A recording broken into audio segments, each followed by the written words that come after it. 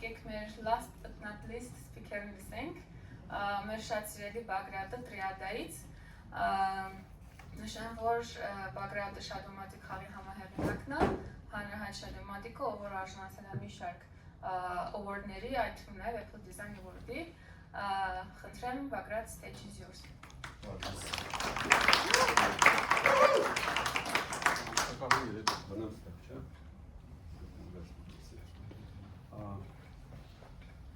Բարև ձեզ, իմ անունը Բագրատ է, ես technical director-ն եմ Տրիադայի, հիմնականում զբաղվում եմ ծրագրարումով ու կոդինգով, երևի շատերը գիտեն։ Այս պրեզենտացիան հիմնականում compression-ի մասին է, ես ուզում եմ այս պրեզենտացիայով ցույց տամ, թե compression-ը ինչքանով կարևոր է մեր առօրյայում, որովհետև ոնց որ compression-ը մենակ տեղ պահպանելու քիչ տեղ գրավելու մասին չի։ Ուրեմն, որ կողմ պետք է բան անեմ, երևի էս չէ, Սկսենք mesh optimization-ից, այսինքն ասետների հիմնական խաղերում բաղկացած են, ասենք triangle-ներից, mesh-երից եւ տեքստուրաներից, կան եւս տարբեր ասետներ, ասենք կապված անիմացիայի հետ, կարող լինեն ինչ-որ էֆեկտների, particle-ների, բայց հիմնականը սա է։ Ուրեմն, ասին չեղավ։ Ոյ, երևի, լինում է։ Սա շատ սովորական հայտնի մեշերի տոպոլոգիայի տեսակն է, որոնք ընդունված են մինչև այսօրը ու այստեղ շատ կարևոր բան կա, որ առաջ triangle-ները render էին անում սենց ինչ-որ պրիմիտիվներով, ոնց որ triangle strip-ն ու triangle fun-ն, որպեսզի vertex-ների ոնց որ reuse արվի իրանց transformation-ները, ու ինչքան նորա շատ քիչ կետվի դարվի նույն եռանկյունները draw անելու համար։ Բայց կա մի հատ խնդիր, որ ժամանակակից վիդեոկարտերը հիմնականում հիշում են ձեր նկարած վերջի, ասենք 12-ից 20, երբեմն նույնիսկ 40, ես լսել եմ vertex-ները ու ոնց որ հաշվում են ձեր հաշվարկները իրանց համար, պահպանում են այսպես ասած cache-ի մեջ ու reuse են անում, որը տալիս է ահագին արագության boost։ Ու կա երկու տեսակի օպտիմիզացիա մեշերի համար, ամենահիմնականը index cache optimization-ն է, նա կախված է նրա հետ, որ դուք օգտագործեք նույն vertex-ները ինչքան նորա հաճախ, այսինքն ոչ թե random օբյեկտով վազեք սկիզբ, վերջ, մեջտեղ, այլ օրինակի համար տենց ամենաիդեալական դեպքում դուք կարող եք ամեն եռանկյան համար մի հատ նոր vertex ավելացնեք, ոնց որ այս triangle strip-երն է in example-ի մեջ, այսինքն ամեն մի հատ նոր vertex ավելացնելուց ինքը կարողանում է մի հատ նոր եռանկյուն նկարի։ Բայց դա պրակտիկորեն համարյա անհնար է, որովհետև այդտենց շղթայով սաղ օբյեկտը ծերից ծեր նկարել գրեթե անհնար է, որովհետև սիմեր կա, այնտեղ կարող է ինչ-որ պայք կտրվի, ուրիշ տոպոլոգիա սկսվի ու ոնց որ index optimization-ը նրա մասին է, որ այնց սորտավորել այդ vertex-ների ինդեքսը, որ ինչքան հնարավոր է մոտակա 20-30 vertex-ները ոնց որ կրկնվեն ու GPU-ն կարողանա օգտագործի արդեն ինչ-որ արած հաշվարկներ, որոնք օրինակ համար vertex shader-ը կարող ագին ծանր լինի, օրինակ ինչ-որ skinning գրած լինի, ինչ-որ transformation լինի ու սա ոնց որ ամենաառաջի step-ն է, որը իդեպ բերում է մինչև 20-30% ձրի արագացում։ Օրինակ նույն Shadowmatic-ի մեջ ես նկատեցի, որ մենակ այս index optimization-ով կարելի է համարյա 1.5-ից 2 անգամ ավելի շատ polygonal օբյեկտ օգտագործել ու նույն FPS-ով, ոնց որ դա շատ ակտուալ է, բայց երկրորդ optimization-ը դա vertex fetch optimization-ը, այսինքն memory մեջ, որտեղ որ գտնվում են այդ vertex-ները ու կարող են գրավել, ասենք ամեն vertex-ը 30-ից 60 բայտ, կարող է 100 բայտ դաժե լինի, որ իրանք իրար մոտիկ գտնվեն, այսինքն բացի ինդեքսներից հենց իրանց array-ը memory-ում մոտիկ լինի հաճախ օգտագործվող նույն կետերի, նույն vertex-ների։ Ու դա մի քիչ ավելի ուրիշ պրոցեդուր է, այսինքն ինդեքսները օպտիմիզացիա անելուց հետո երևի թե սա MP7 խնդիր է, այսինքն իդեալական հնարավոր չի անել ու կան տարբեր tool-եր սա անող, հիմնական օրինակ հաճախ օգտագործվող engine-ների մեջ սա ավտոմատիզացված է, կարող է ինչ-որ checkpoint-ներ լինեն, թե դա անեն, չանեն, ոնց անեն, ինչքան ժամանակ ծախսեն դրա վրա։ Մենք այս վերջերս ենք սկսել օգտագործել մեր engine-ի մեջ նորից Mesh Optimizer open source tool-ով, որը տենց էլի կարելի ասել անվճար 10-ից 30% էֆեկտ է տալիս, դեռ հələ լրիվ չենք արել, բայց լիքը աշխատելու ինտեգրացիայի հարցեր կա դեռ։ Հա, ու սա նրա մասին է, որ ուղղակի memory-ն անverջ արագ չի, random access-ը ծանր բան process է ու վիդեոկարտերի memory-ն էլ շատ ավելի դանդաղ է, քան իրանց ընդունակությունը ինչ որ հաշվարկներ անելու։ Ու հա, ուստեղ միան շատ կարևոր պահ կա, որ compression-ը մենակ քիչ տեղ զբաղացնելու մասին չի։ Օրինակ մի շաբաթ առաջ ընկերս ինձ հարցեց, ասեց ինչով ես զբաղվում, ասեցի դե փորձում եմ ես համ պրեզենտացիա համար, համ մեր engine-ի մեջ neural texture-ներ integrate անեմ, որ էլի compression-ի տեսակ է, այտենց զրույց ուսումնասիրում էի, վերջում ցույց կտամ, ու ասեց, բայց մի վարքյան տեղը այդքան պրոբլեմ է, որ այդքան ժամանակ ես ծախսում, ասենք ձեր խաղը թող 1 գիգաբայթ տեղ գրավի 300 մեգաբայթի տեղ, ասեմ չէ, այդտենց չի աշխատում, իրականում կա սենց թեմա, այս metal debugger-ն է, Xcode-ի, որը շատ լավ է սենց բաներ ցույց տալի, որտեղ մենք տենում ենք, որ ինչ-որ մի հատ light path shader-ի մեջ ցույց է տալի, թե ինչի ինչքան ինստրուկցիա ժամանակ է տարել ու քանի ինստրուկցիա է տևել։ Հա, մի քիչ կիսատ թողեցի, հա, ընկերոջս ասում եմ, որ չէ, մենակ տեղի հարց չի, memory-ից կարդալը դանդաղ է ու ամենաշատերևի mobile device-ներն են դրանից տուժում, որ ուղղակի շատ են տաքանում, այսինքն memory access-ը դա ջերմաստիճան է, դա battery շատ usage է, ու նույնիսկ եթե դուք ինչ-որ օպտիմիզացիա անեք ու տեսնեք, որ FPS-ները ձեր խաղի շատացել են, ինքը կարող է նույնիսկ ավելի շատ battery օգտագործի, որտեղ memory-ն այսպես ասած ոնց որ մի հատ առանձին սարք կլինի, որը տասնյակ անգամ ավելի դանդաղ է, քան այդ դատան կարող եք դուք հաշվել իր GPU-ով ու ոնց որ այդ մի հատ սարք է, որը ասես միանում է, միջև իր մեջի բայտերը գալիս են, ահագին շատ համ հոսանք է ծախսում, համ ժամանակ։ Ու տեսեք, այստեղ sense մի քիչ մեծացրած ցույց եմ տալիս sync weight memory 40% մոտ, շատ մեծ թիվ է, այսինքն այս shader-ը, որը մեր engine-ի մեջ global illumination-ը հաշվում ու տարբեր AO7 բաներ, 40% ժամանակը ծախսում է նրա, որ սպասում է memory-ից երբեն բայտերը գալի այս նույն G-buffer-ի ֆրագմենտների, դեպթերով, նորմալներով ու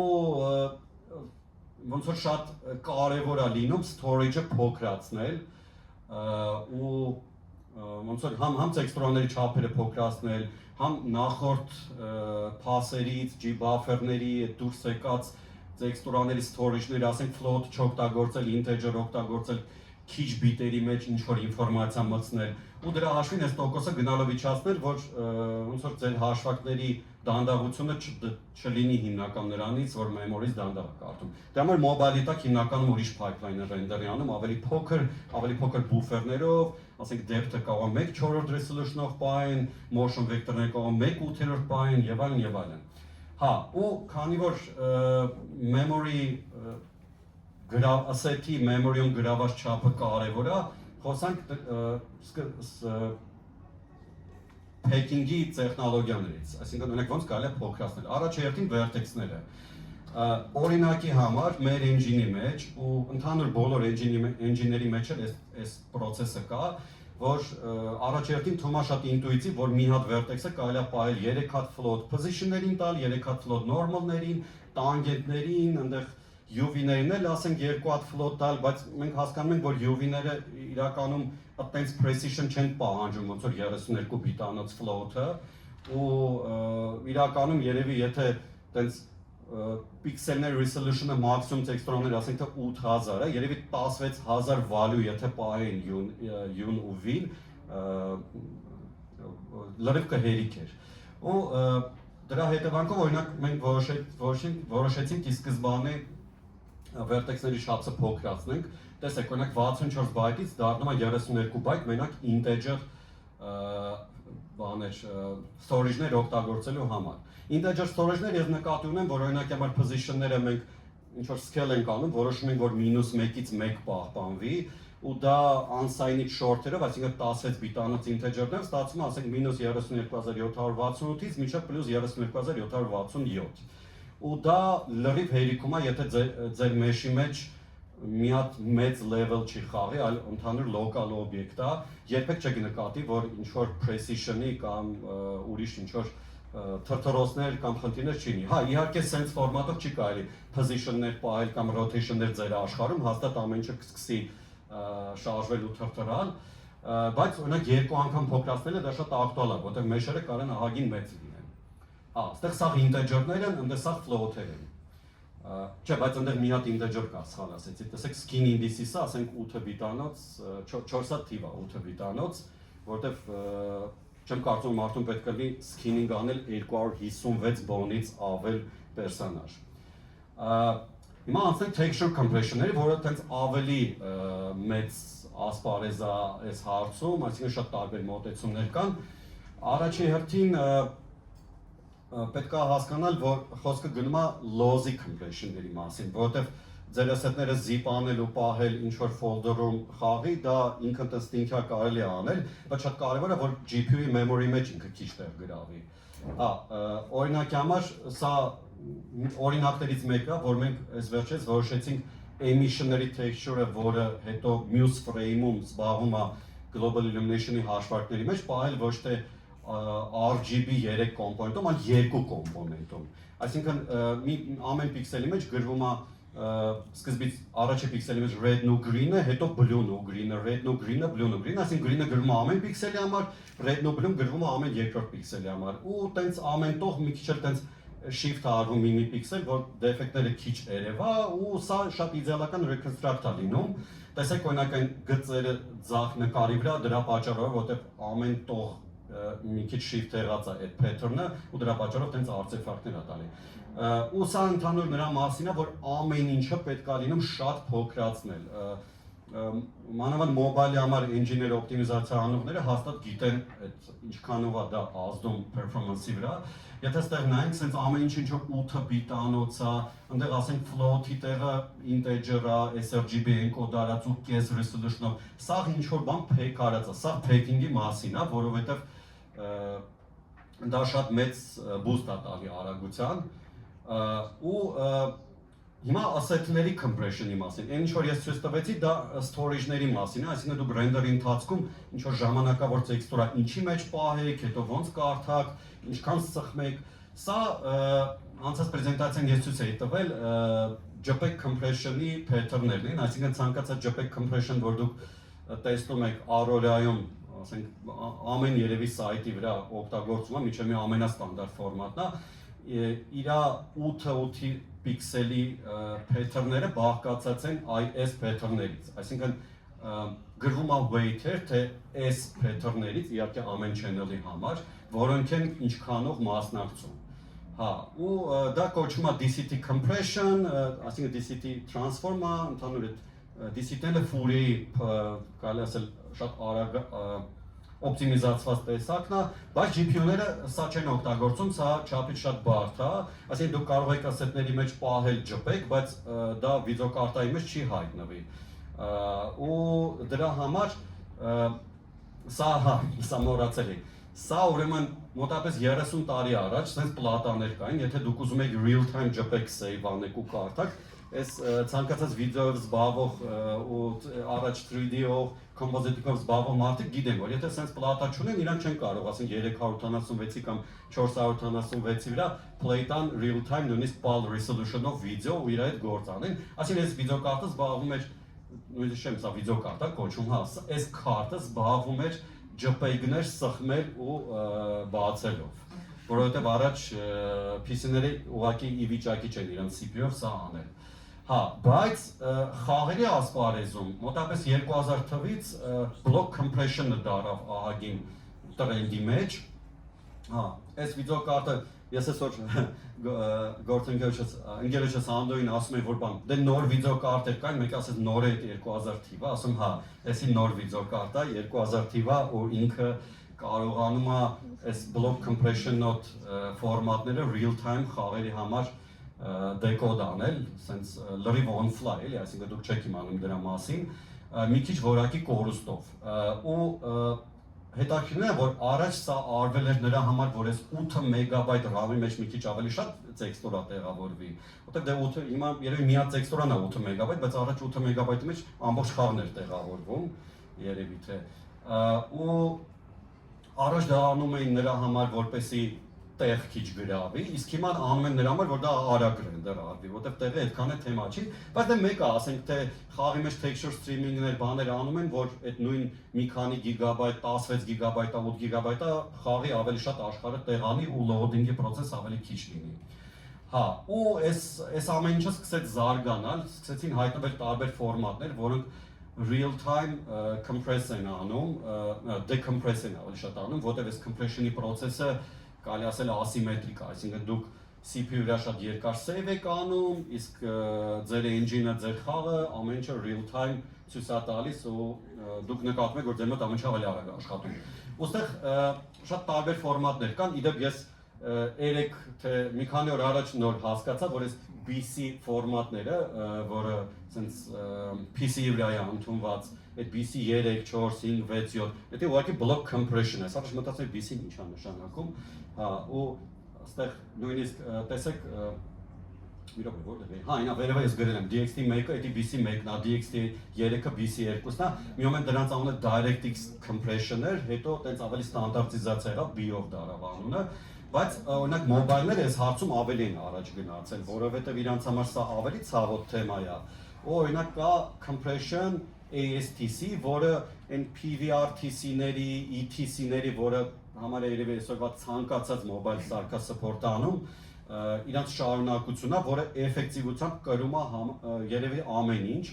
որովհետև նույնիսկ այս նկարի վրա, իդեպ անտես պրոյեկտորի վրա երևում է որակը, իսկ մենք մտածում ենք, որ կարող է չերևա։ Հա, ASTC-ները օրինակ են 5 բիտ միջինում per pixel է ծախսում, այս normal map-ը ահագին օրիգինալին նման է, գրեթե նույն ձևի, ի տարբերություն օրինակ այն մյուս ֆորմատների, որը 8 բիտ են ծախսում per pixel։ ASTC-ն տենց հա լրիվ շատ գժական լոջ compression-ի տեսակ է ու ցավոք ինքը support արվում մենակ մոբայլների վրա։ Ես միշտ չեմ հասկանում, թե միջև հիմա դեսքթոփները support չեն անում իրան full, ընդհանրապես կարող են երես software decompress անեն, ես նկատել եմ, որ Nvidia driver-ները կարողանում են դա անեն։ Հա, ու այս ASTC-ն երևի միակ հիմնական բանն է, որ հիմա բոլոր asset-ների համար օգտագործում է, եթե այդ mobile device-ը ստեղծված է վերջի 10 տարվա ընթացքում, ինքը երևի 100%-ով կամ 99%-ով support անում ASTC։ Ինքը նույնիսկ OpenGL ES3 մեկ սպეციფიკացիայի մեջ է մտնում ու ցանկացած Vulkan support անող device mobile բարձա որ ինքը ունի։ Այստեղ ցույցատրված իր compression-ի rate-երը, սա էս վախենալու pattern-ը ես այդպես շատ չբացատրեցի, ես եթե JPEG-ը կար, որ այն pattern-ների բաներ միավորումներ ASTC-ի դեպքում այսքան է pattern-ների քանակը, որը կարող են մասնակցեն այդ 8-8-ի բլոկի ձևավորման մեջ։ Իդեպ 8-8-ի չէ, որտեղ տեսեք, այստեղ տարբեր բլոկերի չափեր են ու ASTC-ն նրանով է հայտնի, որ ցանկացած բլոկ գրավում է 128 բիտ տեղ։ Այդ դուք եք որոշում, թե քանի պիքսելը քանի պիքսելի վրա։ Ոստեղ կան շատ խնդալու ֆորմատներ, օրինակ տեսեք 0.89 բիտ per pixel, թվում է թե 1 բիտից մոտավորապես 1 բիտ per pixel հնարավոր չի նորմալ նկար ունենալ, բայց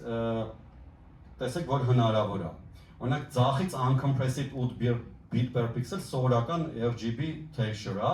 որը 3 մեգաբայթ է գրավում, եթե zip չանենք իհարկե։ Այս կողքինը ASTC-ը 0.89 bit per pixel, այսինքն compression-ը մոտավորապես 30 անգամ է, 3 մեգաբայթից 100 կիլոբայթ։ Այստեղ եթե շատ zoom անենք, ինչ որ sense block artifact-ներ կտենանք աչի վրա, բայց խաղերի մեջ օրինակ albedo texture-ներ, այսինքն գույնով շատ հանգիստ կարելի է այս ֆորմատով compress անել, բայց օրինակ normal-ները կամ ինչ որ ավելի այդպես զգայուն ատրիբուտների data կարող է հնարավոր չլինի, պետք է լինի ասենք 4 bit per pixel որակի compress անել, ավելի որակով, քան գույնն է։ Հա, սա magic է։ Մենք այսօր մի քանի ժամ առաջ այս սլայդը սարքեցինք, իրականում այնպես ինչպես միշտ չենք հասնում ու սա որ ես նույնիսկ չէի հավատում, որ այս տեսքի կունենա այս 0.85 bit per pixel-ը։ Ֆորքում։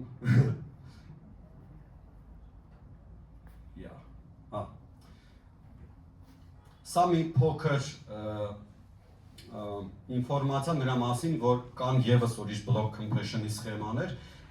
որոնք hardware-ով support չեն արվում, բայց օրինակ եթե դուք չգիտեք ինչի համար եք ուզում deploy անեք, կամ գիտեք, բայց ուզում եք հանգիստ run անեք համ PC-ի վրա, համ ասենք iPhone-ի վրա, կան ուրեմն կա ֆորմատ մի հատ շատ լավ, որը Basis U է կոչվում, որը տենց UASTC է իր անունը, որը էլի block compression սխեմա է, որը hardware support չունի, բայց ինքը կարողանում է շատ արագ տրանսկոդ անի, օրինակի համար PC-ի կամ Linux-ի համար դեպի այդ BC ֆորմատները, իսկ եթե օրինակ iPhone-ի կամ Android-ի վրա եք execute անում, այդ վաղ ASTC-ը դառնում, մի քիչ որակի կորստով, բայց ոնց որ ալգորիթմը այդ ամեն ինչի միջինն է, ու ինքը կարողանում է տրանսկոդ անի, օրինակ հիմա մենք մեր development-ի մեջ հիմնականում S ֆորմատի ասետներ են գրում, որովհետև մենակ վերջնական, այսպես ասած, release անելուց իմաստ ունի, տենց դնել առանձին, ասենք,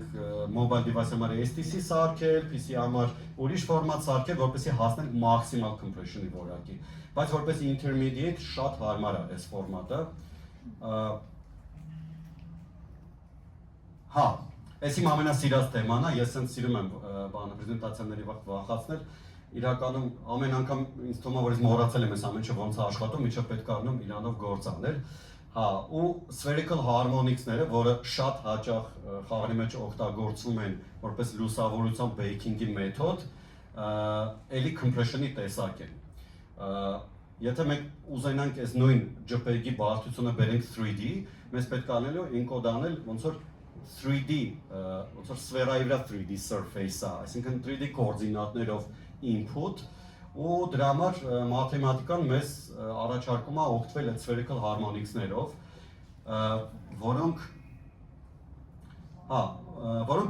ամեն անգամ սրա բանը կարող եք շատ հանգիստ Claude-ին կամ ChatGPT-ին խնդրել, ասենք եթե մանրամասը ձեզ հետաքրքիր թե սրա մաթեմը ոնց է աշխատում, իդեպ AI-ները շատ լավ են կարողանում բացատրել, ես շատ հաճախ իրենց նորից հարցնում եմ, բայց սա բաղկացած է, այսպես ասած, իր complexity-ներից, մենք օգտագործում ենք այդ երրորդ complexity-ին, որը 3 band է, ու պահանջում է 9 հատ թիվ դեկոդ անելու համար։ Հեսա ես օրինակի վրա տեսնենք, թե ինքը ինչ տեսք ունի։ Սա իդեպ, ասում եմ, սլայդերը մի քիչ ավելի հեռու պետք է լիներ, բայց հա, սա ցույց է տալի, թե spherical harmonics-ների ինչքան հեշտ է դեկոդ անել, որ ընդհանրապես դուք վերցնում եք 9 հատ թիվ, 9 թիվ ամեն կոմպոնենտի համար, այսինքն եթե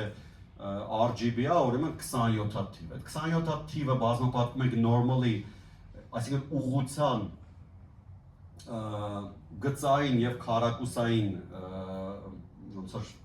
պոլինոմների վրա ու ստանում եք վերջնական output-ը։ Ու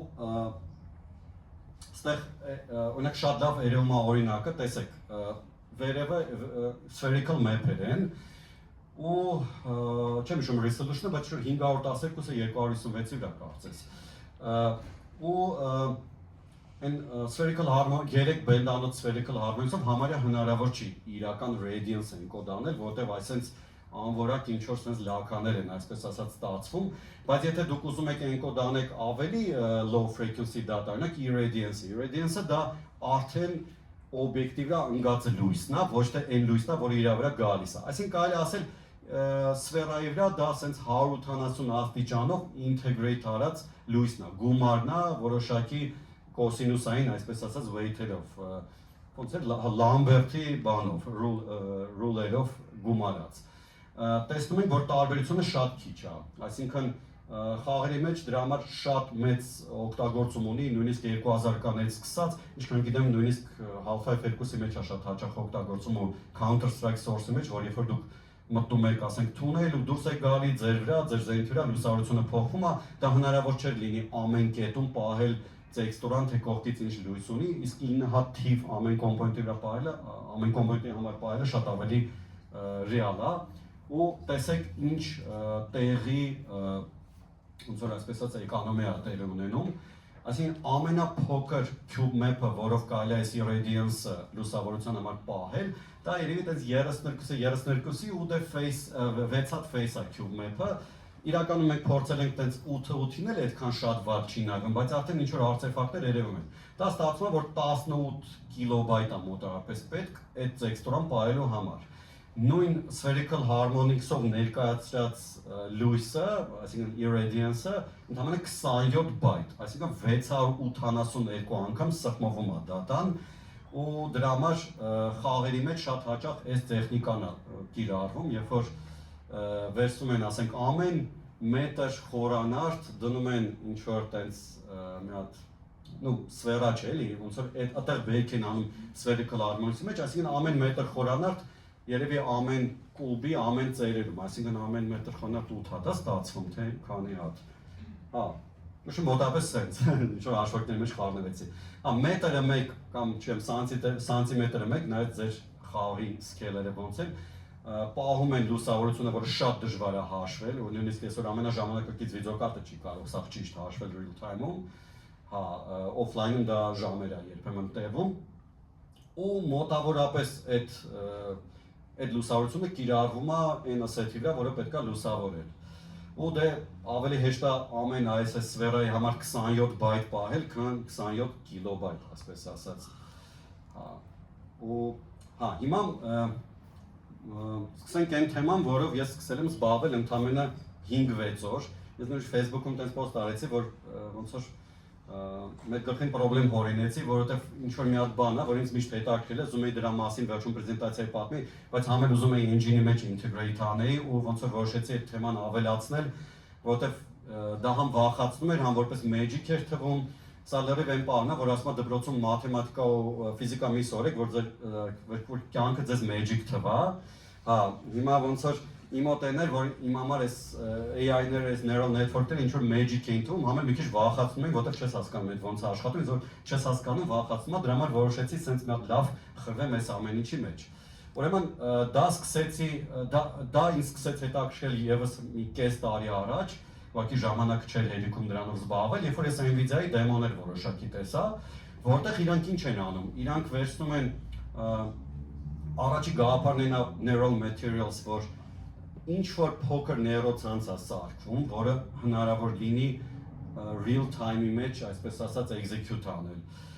որը հարցերին է պատասխանում, օրինակ համար այս կողմից, եթե լուսավորությունը ընկնի, պիքսելը ինչ գույն կունենա կամ reflection-ի քանակը ինչքան կլինի, այսինքն կարելի ասել բարդ lookup, երևի ժամանակակից baking-ի ձևը հենց AI-ն է։ Ու սա neural materials-ին է վերաբերում, որտեղ ասենք լույսի ընկնելու կամ նայելու ուղղությունից միանգամից ինքը պատասխանում է այն հարցին, թե գույն ինչքան է, reflection ինչքան է եւ այլն եւ այլն։ Ու իրանք մի հատ sense demo ունեին, կստացի լավ է, ոչ թե գրած է not real time, թե չես առաջ անգամ տեսա, զարմացա, որ էս real time աշխատում է։ Օ, էս պետք է replay տալ։ Մի հատ էլ։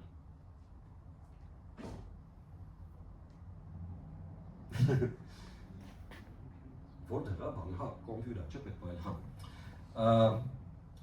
Սա ցույց են տալի reference մատերիալը ու այդ ML-ով encode արած ոնց որ նույն մատերիալը, reference-ը նույնիսկ ավելի noisy է, բայց պետք է հասկանալ, որ reference-ը այդ իրական աշխարհի օբյեկտը չէ, այդ ուղղակի լավ render արածն է, էլի, ոնց որ այդ շատ կարևոր պահ է։ Ու մեկ էլ level of detail filtering-ը ինձ հետաքրքրեց, որ մի մափերի տեղը նեյրոցանցը տալիս է ուղղակի անենց smoothness-ով, որպեսզի այս թրթռոցները չլինի։ Սա հետաքրքիր տեխնոլոգիա է, բայց ինձ թվում է մոբայլները հələ որ անհասանելի է, որտեղ շատ ռեսուրս է պետք encoding-ի, decoding-ի համար, որտեղ encoding-ը կապ չունի, կարող եք ասին 100 հատ վիդեոկարտ առնել կամ ինչ-որ միտեղ վարձել, այդ train անել այդ data-ն, շատ կարևոր է runtime-ի արագությունը, որ իմ համար միշտ անհասկանալի էր։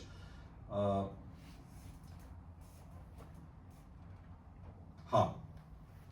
Այս փոխելը ինչ-որ պրոբլեմ է, բայց ոչինչ։ Կարող է վիդեոները play-ա տալի։ Սա երկրորդ մոտեցումն է neural ցանցեր օգտագործելու։ Այսինքն, երբ որ դուք ոչ թե մատերիալը ու ընդհանուր ինչ-որ մի հատ բարդ մեխանիզմ եք encode անում, այլ կոնկրետ տեքստուրաների քանակն եք քչացնում։ Մենք ովքեր գրաֆիկայով զբաղվել են, գիտեն, որ այսօրվա օրով ռեալիստիկ մատերիալ ռենդեր անելու համար պետք է մինիմում 3-4 հատ տեքստուրա։ Հիմնականում 3 հատ տեքստուրա, որտեղ այն սև ու սպիտակ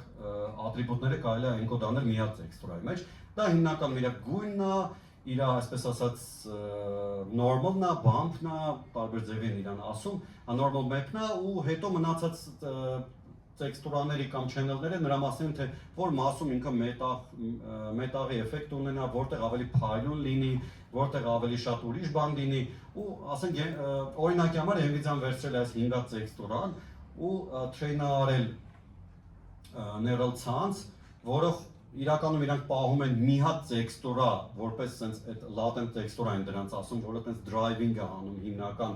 AI-ը ու ոնց որ weight-երը, որը դա decode են անում։ Ու result-ները ահագին հետաքրքիր էին, ինքը կոչվում է տենց RTX NTC, բայց սա մի քիչ sense ծանր բան էր, ես նայեցի մի քանի օր առաջ GitHub-ում, որովհետև հիմնականում հաշվի առած, որ դեր մոտ լավ վիդեոկարտա, տենց RTX-ոտ ու կարելի է շատ ռեսուրս ծախսել դեկոդինգի համար։ Նաև Apple-ը ուներ նման դեմո, այդ տենց compression-ի, սա կարելի ասել էլի compression-ի տեսակ է, բայց Apple-ի դեմոն էլ տենց պարզ չէր ոնց էր արված ու ես որոշեցի սրա մեջ մի հատ տենց հավեսով խորանամ, այս վերջի կարելի ասել մի 4-5 օրը։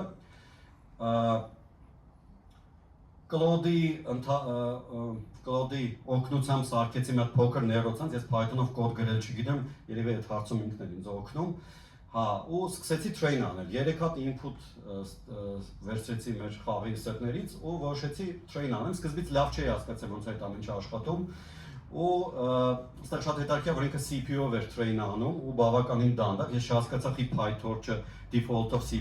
CPU-ով է train-ը լինում։ Հա, հետո սկսեցի բզբզել ու Claude-ին հարցրեցի, այնտեղ sense եկանչուր պատմություն, որ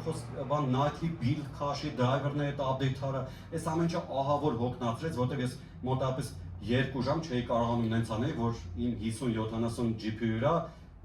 GPU-ն ասել 10%-ից ավել օգտագործվի։ Հա, դրա բարձր լուծումն էր, որ պետք էր ուղղակի անցնել մի քիչ ավելի տենց մարդավարի, ավելի տենց open source-ով, ու PyTorch-ն էլ է open source համարվում, բայց sense ավելի indie պրոյեկտի, այս tiny grade-ով սկսեցի օգտվել։ Սա իդեպ սրա ստեղծողը մի հատ շատ հայտնի sense չուվակ է, որը 13 տարեկանում էր կարծես iOS-ը jailbreak արել, իր նկատմամբ շատ լիքը դատական գործեր կային, ինքը հետո target է տանել, այն jailbreak-երին Cydia բան որ կար iPhone-ը, դա կարելի ասել սա Իրանից է եկել։ Հա, հետո ինքը տես մի 2 տարի հետո վերցրեց PlayStation 3-ը crack արեց, որը տես 15 տարիներով ոչ ոք չէր կարողանում անել, էլի իր նկատմամբ ինչ-որ միլիարդների ինչ-որ ֆիներ, դատական գործեր բաներ, ու վերջում մարդը target խաղակերություն անել, հիմա sense ներոցանցեր train անելու համար library-ներ է գրում իր հավեսի համար, սա open source պրոյեկտ է, բայց պարզվեց իրանց բիզնեսը համել sense ինչ-որ պուջուրի կոմպիկներ ծախելն է, որը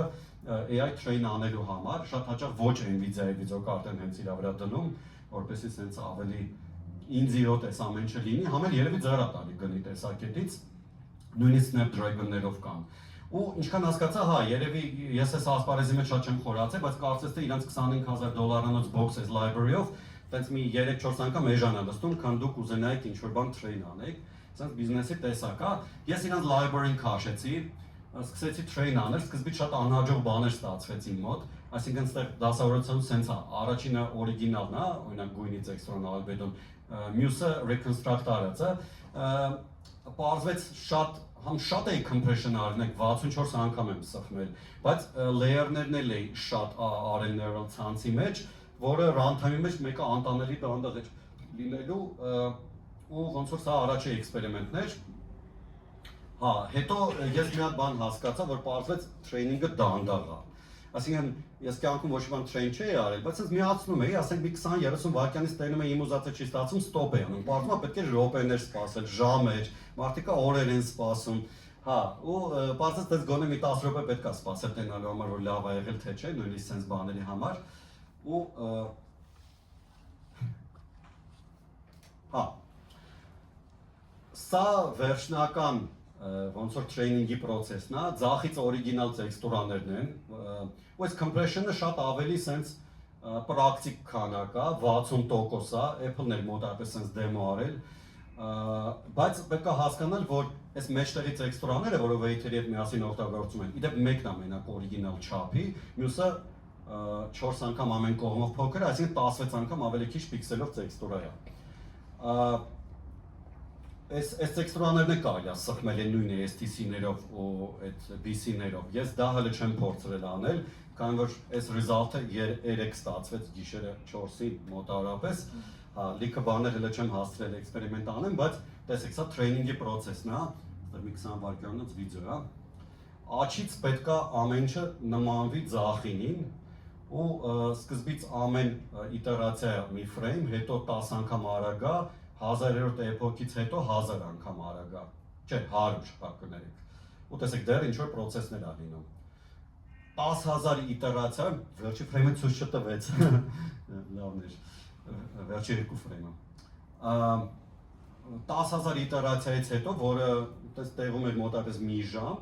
այս օրիգինալները համարյա հնարավոր չի տարբերել neural network-ով reconstruct արածից։ Ու ստեղ մենք սա training-ի գրաֆն է, process-ն է։ Տեսեք, այս օրինակի համար ambient occlusion-ի վրա քիչ weight է տվել, որտեղ մտածում եմ, որ normal-ները ավելի կարևոր data է, ու տենց վերջում ինչ-որ ambient occlusion-ը, բան տենց Գեորգին հավատ է, այսպես ասած անում, կամ չի, ֆլուկտուացիա են սրան ասում, թե ինչ են ասում, հա, տենց բար կա, հա, բայց տենց օքեյ է, պարզում է neural network-ներ train անելուց թեփն է պետք փոքր դնել, որ սենց բաներ ավելի քիչ լինի, ու վերջնական result-ը ահագին, սենց ասեմ, production ready էր, ուղղակի միակ խնդիրն է, որ տեսեք, decoding-ը տենց ձրի չի, այսինքն կա մի հատ տեքստուրա, որը այդ feature-ների texture է, դրան latent texture են ասում, ինչքան հասկացա, ու կա իրանից 16 անգամ քիչ պիքսել ունեցող եւս մի հատ տեքստուրա, որը ոնց որ ավելի low frequency data-ն է handle անում։ Ու կա այսքան հատ weight, որը պետքա բազմապատկել, գումարել, մոտավորապես այս shader-ով։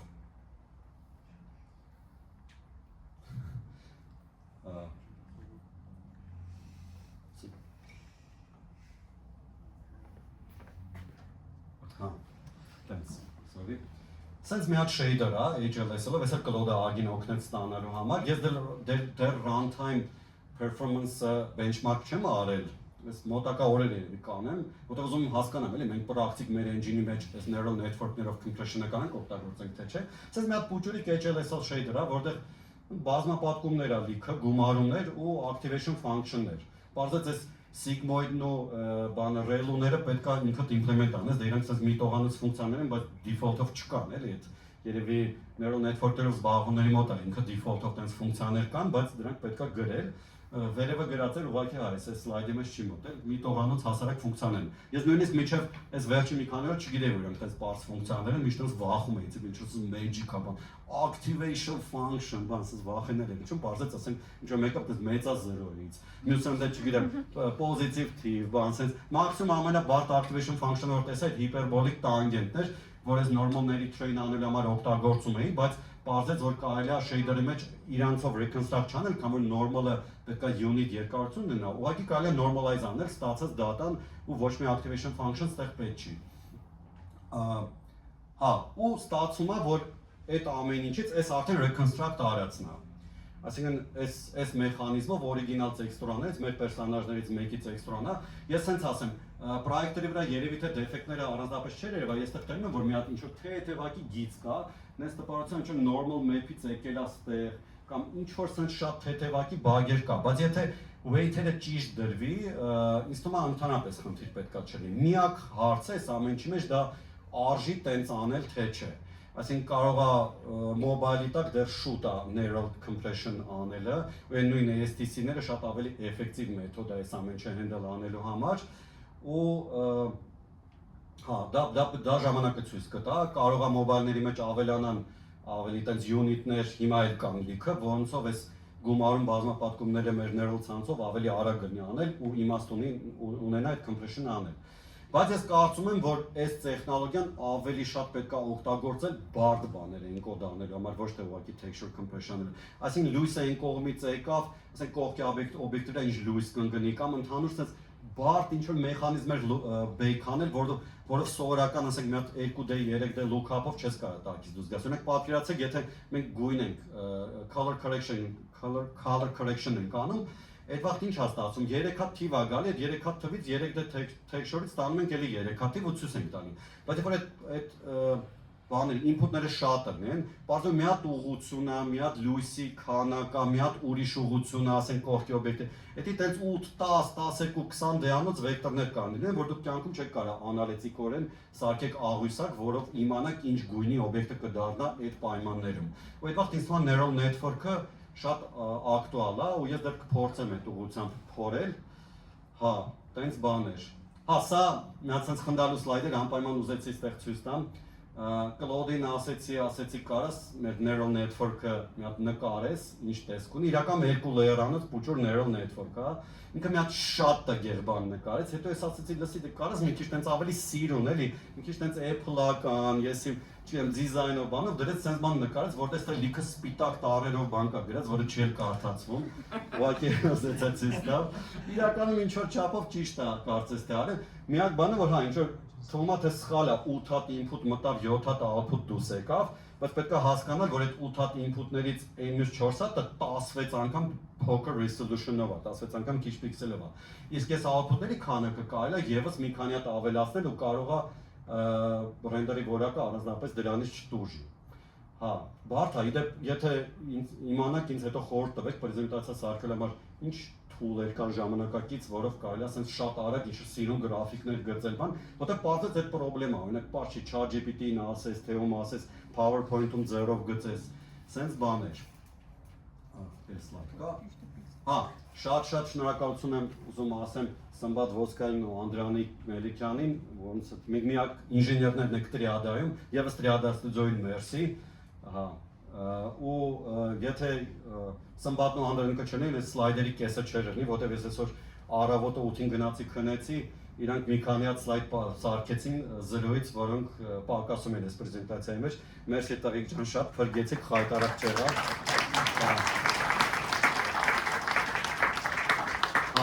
Վերջ շնորհակալություն, հարցեր կան։ Հա,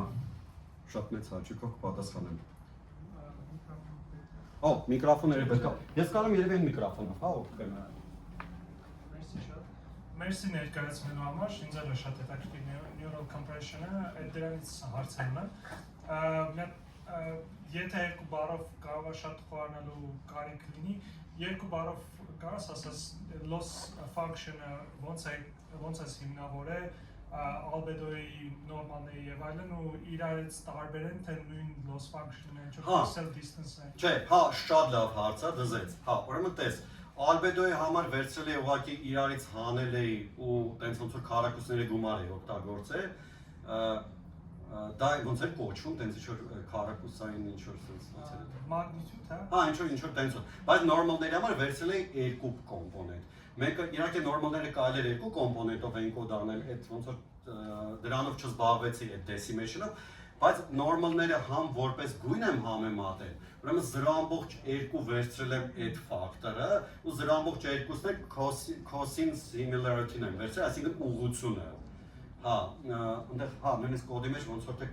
չեմ հիշում ցած մանրամասները, բայց հա, կես եմ վերցրել, որտեղ նորմալները իրական ուղղությունն է կարևոր։ Բայց քանի որ դու sample ես անելու, նշի որ շատ տարբեր երկարություններով էլ լավ կներտե Excel-ները, որովհետև sample արածը, bilinear sample անելուց կարող շատ բագեր կար։ Ալնել տենց ինչ որ ուղղակի դեկամար սեվը սպիտակ բաներ, տենց ինչ որ 0.1 էի վերցրել իր weight-ը, տենց քիչ էլի։ Այսինքն իրեքի weight-երը իր այդ կապված ընդհանուր մի հատ loss function-եր, թե իրեք հատ առանձին loss։ Չէ, մի հատ loss function-եր։ Okay։ Հա, դրա համար sense մեկ-մեկ այդ training-ի վիդեոյի մեջ sense տենում ես, որ ինչ-որ մեկից մյուս sense որակը sense տարբերվում է, բայց սկզբից ահագին վատ էր, որտեղ ես հասկացա, որ դե նորմալներին է շատ պետք տալ, նորմալները այդպես այդքան է գույնով չի, ուղղությունը շատ կարևոր է։ Diffuse-ը, այսինքն albedo-ն այդպես մի քիչ որ վատ լինի, մարդը կարող է չնկատի, այդպես կարևոր է ինչ-որ այդպես մոտավոր այդ գույնը լինի։ Մեկ եմ հատ լավ կարծել է, scalability-ի առումով ինչ ես կարծում։ Հիմա օրինակ այդ մի սետը բաների, տեքստուրաների, ինչ որ մի հատ օբյեկտի պերսոնաժի համար, ստացանք weight-երը, ստացանք նեյրոնգեն ու վերջնական ինչ որ latent տեքստուրա եւ այլն, որով կարելի է այդ ամեն ինչը reconstruct անել։ Ինչքան scalable է ինքը նույն նեյրոնգեն մնացած խաղի միջի սաղ տեքստուրաների համար, թե ամեն տեքստուրայի համար պետք է առանձին նեյրոն կա։ Հա, ստացվում է, փաստացի, Հա, ես չեմ պատկերացնում ոնց կարա ընդհանուր լինի, բայց կարծես նենց տպարությունը, որ ամեն այդ BRDF տեքստուրաների սեթի համար պետք է առանձին train անել, այսինքն ձեր ոնց որ այդ asset-ների baking-ի ծրագիրը պետք է մենակ ձեզ տա մի հատ այդ latent տեքստուրան, ասենք թե Mickey-անոց, իդեպ կարելի է փորձել 4 անգամ փոքր էլ անել, այդպես լիքը էքսպերիմենտների տեղ կա։ Բայց ստանալ այդ texture-ը ու weight-ը, որը այդքան շատ չեն, ընդ 7 անգամ 2 գումարած ես ինչ, եւ ընդհանուր մի 50-60 հատ weight էին, որը շատ քիչ տեղագրում, բայց ստացվում է, որ դա asset-ի մասը, հենց այդ asset-ը, հա, decode անող ծրագիրը HLS-ով նույնն է, բայց weight-երն ու latent texture-ը ամեն մեկի համար տարբեր է։ Ավեշնական 8-7-ի մատրիցա էր, հա, նյուրոնկինս։ Բայց ամեն layer-ի համար ես արդեն սկսեցի մոռանալ։ Հա, տենց 2 layer-էր։ Հա, տենց ընդհանուր տենց մի 50-ից 60 թիվ էր բազմապատկում գումարում, նես չի որ դա շատ քիչ է։ Իրականում ես սկզբից որ train-էի անում, տենց 100-ավոր թվեր էր, հետո հասկացա որ անիմաստ է, նույնիսկ եթե լավ result ստացվի, էսի run չի կարելի անել։ Բայց կարող է, դե տեսեք, օրինակ այդ նույն ASTC-ները decode անելուց GPU-ն տակից անում է ինչ-որ բաներ։ Ես հիմա չգիտեմ, դա շատ hardware սարքա, թե ոնց որ տակից driver-ով ինչ-որ CUDA-ով գրած եսի ինչ-ա, պաշի դու գիտես, իդեպ այդ ոնց hardware-ը, hardware-ը, հա, այսինքն այդպես ոնց որ բլոկը սենց մի տախտում decompress-ա, հա, անում համարյա 8 պիքսելի։ PC-ի վրա չկա։ Հա, ճիշտ է, եթե hardware չներ կներ, ասենք driver-ի մեջ ավելացներ, շատ լավ ես ասել, ճիշտ է։ Հա, տեսեք, եթե օրինակ այս neuron-կեն լիներ նենց անել, որ երբ որ render-ի ընթացքում n պիքսելին access արվում, որը cache-ի մեջ ասենք չկա, այդ 8 բլոկ decompress անող ծրագիրը միանար, neuroցանցով decompress աներ, ու հետո cache-ը reuse արվեր, մինչև մյուս բլոկից պիքսել պետք չներ։ Այդ կարող է շատ ձեռ տար։ Բայց այսօրվա ոնց որ մեր գործիքներով կարող է ինքը հարմար չլինի, որովհետև այդ պիքսելը դու կարող մի քանի անգամ կարդաս, էլի։ Ահագին դաժան է։ Իսկ երևի ASTC-ները կամ BC-ները ինչ որ ձեր cache-ա է տարվում, եթե նույնը կարդաս։ Դրա համար չգիտեմ, հա, մի տեսակ հələ որ թվում է թե նույն Nvidia-ն կամ Apple-ում դա արդեն նրա համար որ ցույց տան, որ մենք neural network-ները օգտագործում ենք, բայց սա մեկը ինձ թվում է շատ հետաքրքիր ուղղություն է, այս ուղղությամբ պետք է փորփրել, այսպես ասած։ Հա, խնդրեմ։ Հարցեր կան։